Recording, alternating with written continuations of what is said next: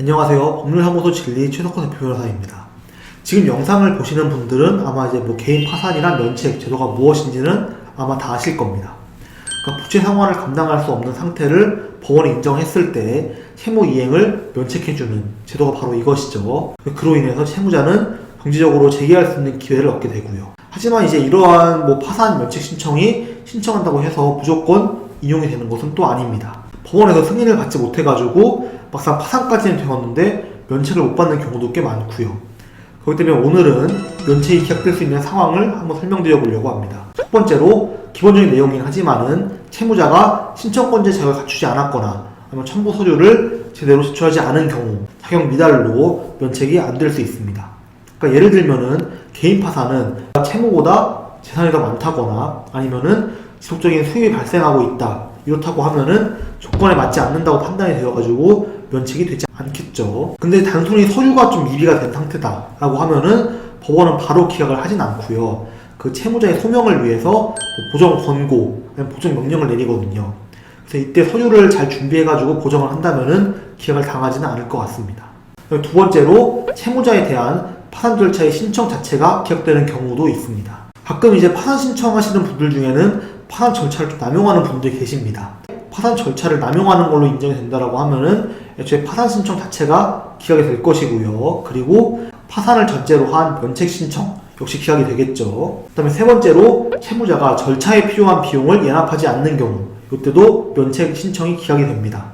그러니까 신청자의 파산 면책 절차를 진행하기 위해서는 이제 법원이 운영이 되어야 하고요. 법원이 운영되기 위해서는 이제 판사 그 밑에 실무 직원들 그리고 파산 관제인까지 선임이 되기 때문에 절차에 있어서 필요한 비용은 당연히 발생을 하기 때문에 이런 비용도 못 내는 사람에 대해서는 법원이 돈도 안 받고 무조로 면책을 해주지는 않는다는 내용이겠죠. 네 번째로 그 밖에 파산 및 면책 신청이 성실하게 이루어지지 않은 경우 이때 신청이 기각될 수도 있습니다. 그리고 그 외에도 최근 5년 이내에 면책을 받은 이력이 있다고 한다면은 파산 면책 신청이 기각이 될 수 있습니다. 파산 신청을 기준으로 5년 이내에 개인회생이나 파산을 통해서 면책을 받은 이력이 있다라고 한다면은 기각이 될 수 있다는 점. 그리고 한번 면책을 받으면은 최소한 5년이 지나야 다시 면책을 신청할 수 있다는 점도 알아두시면 좋을 것 같습니다. 위의 사유로 기각이 될 경우에는 이제 법에서는 동일한 파산에 대해서는 다시 면책 신청을 할 수 없다라고 규정을 하고 있기 때문에 파산 면책을 신청할 경우에는 그 무엇보다도 내가 진행하려는 사건, 그러니까 면책의 성공 가능성이 어느 정도인지를 사전에 미리 파악하고 그 이제 필요한 서류를 철저히 준비하는 것이 굉장히 중요합니다.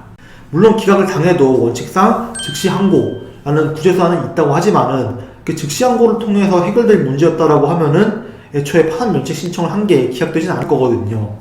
그렇기 때문에 어쩌다 파산 면책 신청이 기각되었다라고 한다면은 법률 전문가의 도움을 받아가지고 즉시 항고를 통해서 기존의 결과를 뒤집을 수 있는 자료가 어떤 게 있는지 그리고 그 자료를 확보를 해야만 즉시 항고를 통해서라도 좀 나중에 구제를 받고 면책을 받을 수 있게 될 겁니다. 오늘은 파산 면책 신청을 했는데 기각이 되는 경우 그리고 이 경우에 어떻게 대응을 할 수 있는지를 설명을 드려 봤는데요. 오늘 설명드린 내용을 잘 숙지한다고 하면은 나중에 파산 면책을 신청했을 때 기각이 된다라고 하더라도 당황하지 않고 빠르게 다음 선택지를 고르셔가지고 면책을 받으실 수 있을 것이라 생각이 됩니다. 모두 영택한 채널 구독해주셔서 감사하고 알람 설정과 좋아요도 부탁드리겠습니다.